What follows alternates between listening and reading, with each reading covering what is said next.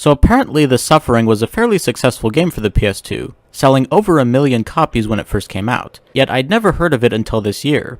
It was successful at the time, but it seems to have faded into obscurity since. Was this fate deserved? Well, let's take a look and find out. In The Suffering, you play as Torque, a quiet man who has been sentenced to death for allegedly killing his family. He's placed on death row in a shady prison where he meets other inmates who are also on death row. Some are hostile toward him, believing him to be guilty of the crimes, while others are sympathetic, thinking he's innocent. Shortly after he arrives, however, things go horribly wrong, as the power goes out and a bunch of strange humanoid creatures appear seemingly out of nowhere, and start killing people, and so Torque must make his way through the prison and try to stay alive. The twist is that Torque suffers from some sort of condition where he sometimes blacks out. When he blacks out, he turns into a giant monster, though it's unclear whether the transformation is literal or a metaphor. As he makes his way through the prison, he occasionally hallucinates about his dead family, and will run into other inmates or guards who are also trying to survive. The game does a good job of creating a tense, chaotic environment, and takes a different approach to horror.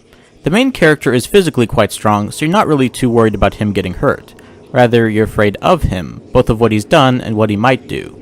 As you escape through the prison, you encounter other inmates and guards who are also trying to stay alive, and you can either try to help them or kill them. It presents an interesting moral dilemma. The situation is completely chaotic, with death around every corner. Some of the people in the prison are trying to maintain some semblance of order. Others are just trying to stay alive. Still others are taking advantage of the chaotic situation and using the opportunity to kill people who have wronged them or who they feel deserve to die. Even as you try to help people, many of them will end up dying anyway, and the horror of what was going on at the prison both in the past and the present weigh down on you, and make you wonder whether it's even worth it to try to be a good person in this situation, or if you should just be purely selfish in the slim hope of survival. Of course, ghosts of the past influence you and push you to try to be a good person in the hope of finding some kind of redemption. The psychological aspect of the game is fairly well done, but it does have some problems. Your actions throughout the game determine what ending you get, but the multiple endings are ridiculous. I have to go into spoiler territory, but I think it's important to do so. At the end of the game, Torque remembers what happened to his family, but whether or not Torque murdered his family and how he murdered them changes depending on what ending you get. I'm sorry, but what? How does that make any sense? Your actions in the present can't magically alter the past. What happened happened. All that can be changed is what you do in the present. But by making it so that what happened to Torque's family is different in each ending, it cheapens the entire story and renders a lot of the symbolism and foreshadowing completely pointless. A game that handled this much better was Silent Hill 2. What James Sunderland did before the events of the game is always the same, and the different endings just show the various ways he comes to terms with his inner demons. That way the story is consistent from beginning to end.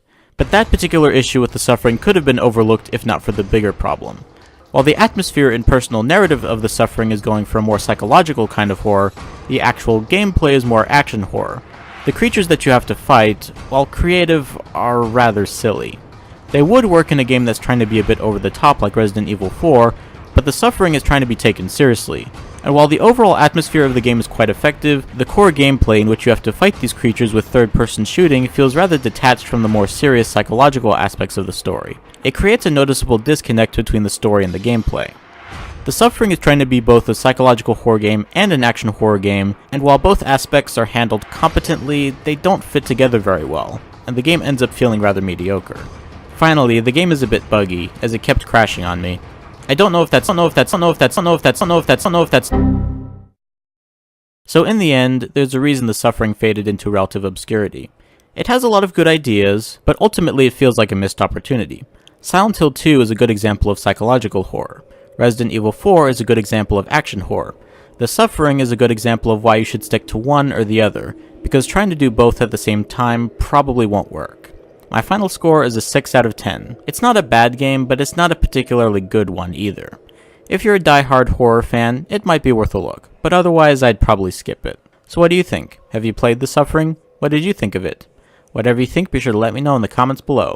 If you like what I do, feel free to subscribe and follow me on Twitter. Thank you for watching, and I'll see you in the next one. Inmate, back in your cell. Everything's under control.